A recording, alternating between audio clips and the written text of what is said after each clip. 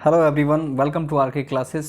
दोस्तों, BPSC 67th PT 10,000 की question series में आपका एक बार फिर से स्वागत है। आज हम लोग पढ़ने वाले हैं उत्सर्जन तंत्र को। इसमें जो भी प्रश्न इंपॉर्टेंट बनते हैं उनको देखेंगे। इसके अलावा कई सारे टॉपिक्स अभी तक हम लोगों ने कवर कर लिया है। यदि आपने उसे नहीं देखा है तो प्लेलिस्ट एक बना हुआ स्पेशल 67th पीटी 10,000 MCQ, उसको आप ज़रूर देखिए। इसको एक रिवीजन सीरीज के तौर पर लें। निश्चित इसे आप देखिए, ये आपको एग्ज़ाम में बहुत ही ज़्यादा फ़ायदा करेगा। तो चलिए शुरू करते हैं। लेकिन यदि आप इस चैनल पर नए हैं तो चैनल को ज़रूर सब्सक्राइब करें, पास वाले बेल आइकन को दबाएं। वीडियो अच्छा लगता है तो उसे अधिक से अधिक लाइक और शेयर करें। नीचे देखिए डिस्क्रिप्शन में आपको लिंक मिल जाएंगे, उनको भी आप ज्वाइन करें। तो हमारा पहला प्रश्न देखिए क्या कहता है।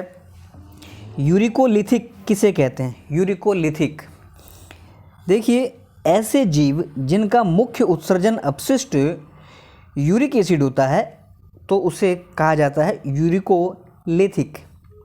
बात करें एग्जाम्पल की तो देखिए गौरैया, रेप्टाइल्स, ये सब क्या है? तो ये सब जो हैं यूरिकोलिथिक हैं। क्यों? क्योंकि इनका जो मुख्य जो अपशिष्ट उत्सर्जन अपशिष्ट होता है वो यूरिक एसिड होता है। ठीक है, यूरिक एसिड ध्यान में रखना है। नेक्स्ट क्वेश्चन नंबर 2 देखिए क्या कहता है। मानव शरीर में कौन सा अंग जल संतुलन के लिए जिम्मेदार है? हमारे शरीर का कौन सा अंग जल संतुलन के लिए जिम्मेदार है? तो वो अंग आता है जिसका नाम है किडनी। ठीक है, किडनी। बात करें किडनी की तो देखिए किडनी की जो क्रियात्मक इकाई होती है उसे नेफ्रॉन कहा जाता है। कई दफ़ा ये सब एग्जाम में पूछे जाते हैं। ठीक है, किडनी की क्रियात्मक इकाई नेफ्रॉन। अगर आपसे पूछ ले किडनी का स्टडी क्या कहलाता है तो उसे नेफ्रोलॉजी कहते हैं। ध्यान रखना है, नेफ्रोलॉजी। आगे कहता है देखिए किडनी जो होती है इसमें ब्लड प्लाज्मा प्यूरिफाई होता है जिसे परानिस्पंदन या अल्ट्रा फिल्ट्रेशन कहते हैं। आगे देख लेते हैं। बात करें अगर लंग्स की तो देखिए लंग्स में जो है कार्बन डाइऑक्साइड और ऑक्सीजन इसका एक्सचेंज होता है। ये हमारे लंग्स में जो वायु कूपिका एल्वोलाई पाए जाते हैं, वायु कोप होता है, वायु कोश, उसमें ये क्रियाएं संपन्न होती है। लंग्स का जो बाहरी आवरण होता है उसे प्यूलर मेम्ब्रेन कहते हैं। ये कई दफ़ा एग्जाम में पूछा गया, प्यूलर मेम्ब्रेन।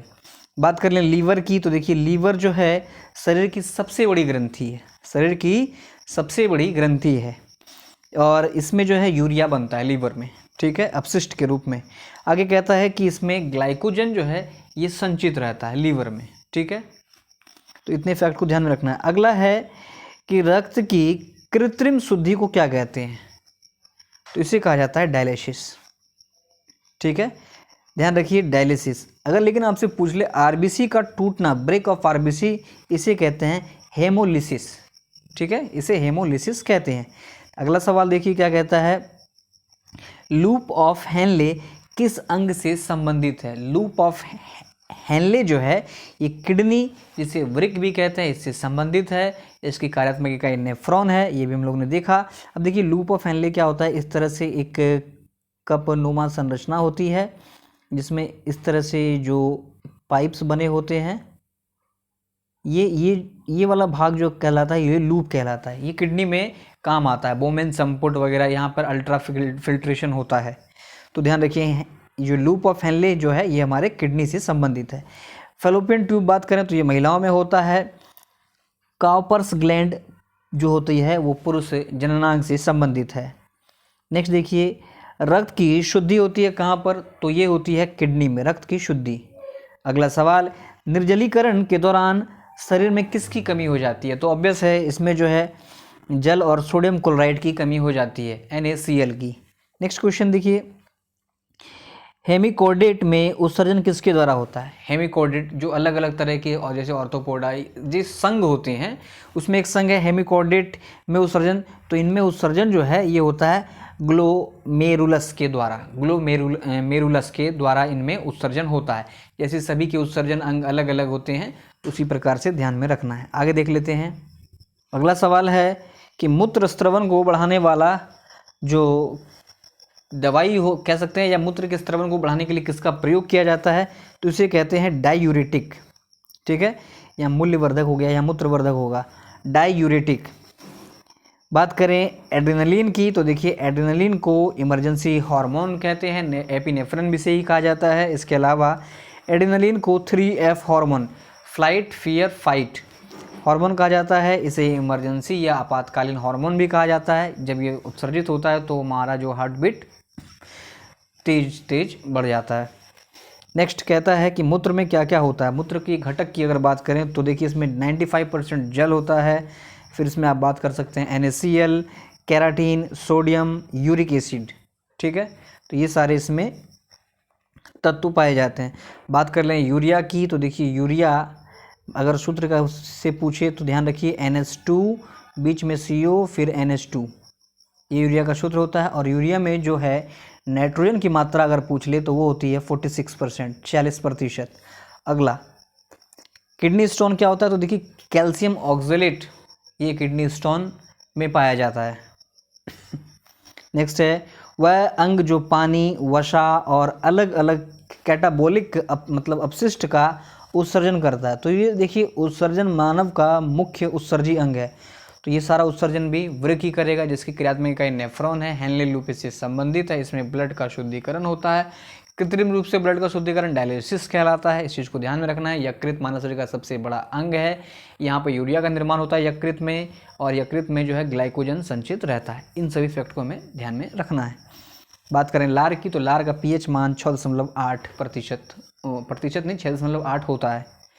नेक्स्ट देखिए क्या कहता है वाल्वलेस हार्ट। वाल्वलेस हार्ट किस में होता है, तो देखिए वाल्वलेस हार्ट जो है ये मछलियाँ की जो हार्ट होती है उसमें वाल्व नहीं होते हैं, ठीक है।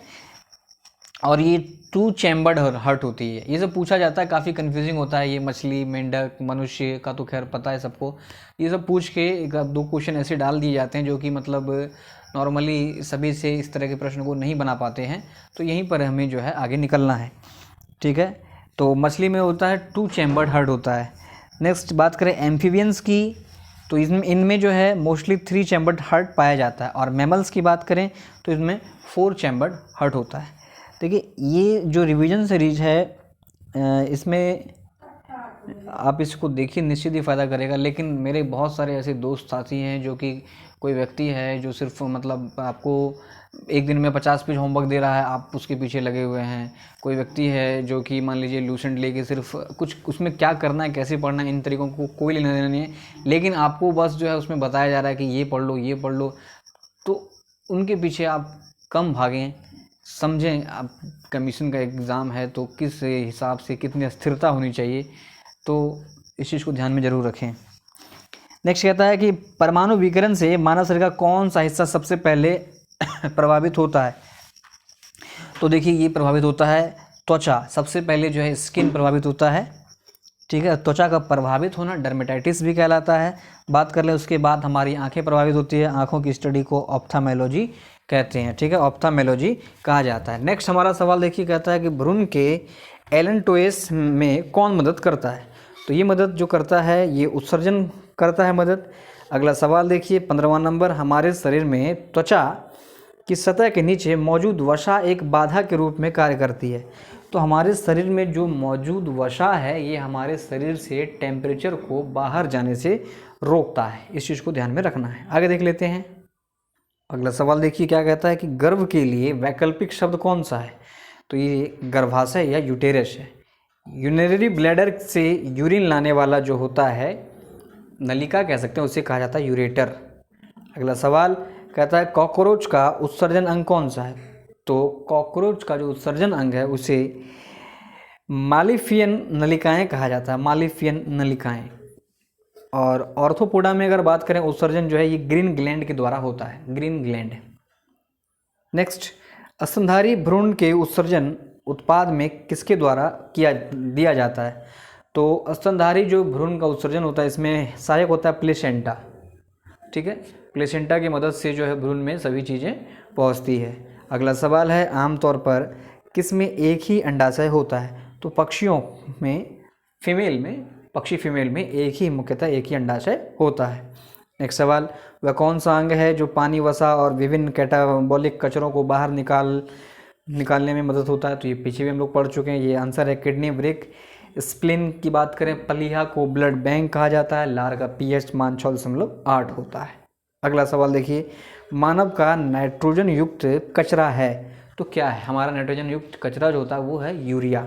ठीक है, यूरिया कहाँ बन रहा है? लीवर में। यूरिया में अगर नाइट्रोजन की मात्रा पूछ ले तो वो होती है 46%, ध्यान रखिए। और यूरिया ही पहला ऐसा ऑर्गेनिक कंपाउंड है जो कि लेबोरेटरी में बना था, यह भी पूछा गया है। ठीक है, यूरिया का सूत्र हम लोग देख चुके हैं, दोनों साइड NH2 बीच में हमें डाल देना है CO। ठीक है, ध्यान रखिए। अगला सवाल कहता है कि मानव शरीर में वृक्क द्वारा कौन सा कार्य किया जाता है? तो वृक्क जो है मुख्यतः उत्सर्जन करने में सहायक होता है, तो उत्सर्जन ही आंसर होगा। नेक्स्ट, डायलिसिस में क्या होता है? तो देखिए डायलिसिस में ऑस्मोसिस होता है। ऑस्मोसिस क्या है? तो घुलने वाला सॉल्वेंट पार्टिकल जो है इसे हाई कंसंट्रेशन से उच्च सांद्रता से निम्न सांद्रता की तरफ इसमें इस प्रक्रिया को दोहराया जाता है और इसे डायलिसिस कहते हैं। ठीक है, डायलिसिस से में ध्यान रखना है क्या? ऑस्मोसिस की प्रक्रिया होती है। अगला सवाल, यूरिया में सबसे अधिक सांद्रता कहाँ पाई जाती है? यूरिया में सबसे अधिक सांद्रता कहाँ होती है? तो ये होती है हेपेटिक वेन में सबसे अधिक सांद्रता होती है। तो उत्सर्जन से रिलेटेड ये इंपॉर्टेंट फैक्ट थे। उम्मीद है आपने इसे अच्छे से रिवाइज किया होगा। मिलते हैं अगले लेक्चर में। धन्यवाद।